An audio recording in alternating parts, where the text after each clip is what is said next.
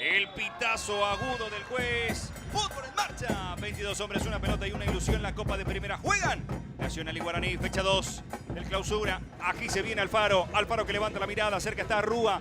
Alfaro para Rúa. ¿Le va a pegar o no? Saca el remate. Zapatazo de derecha.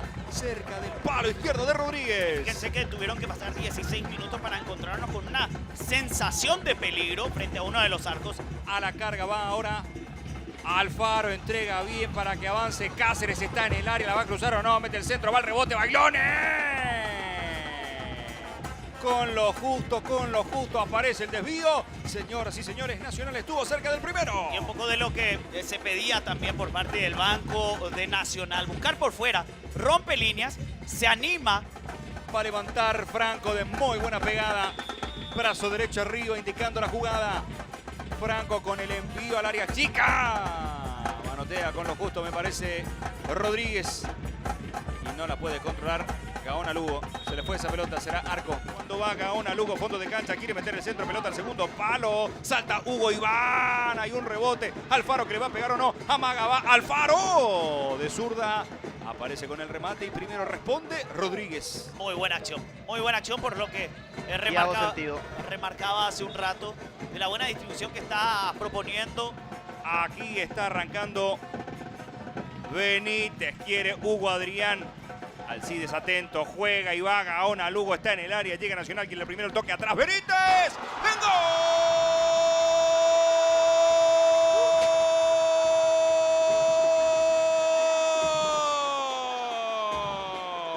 Hugo Adrián, ¡en gol!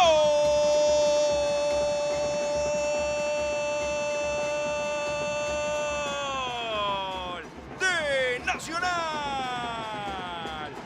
Sucesión de toques, él había arrancado la jugada, llega para finalizar, aparece el primer tanto de la noche aquí en Barrio Obrero, en su debut con la camiseta tricolor.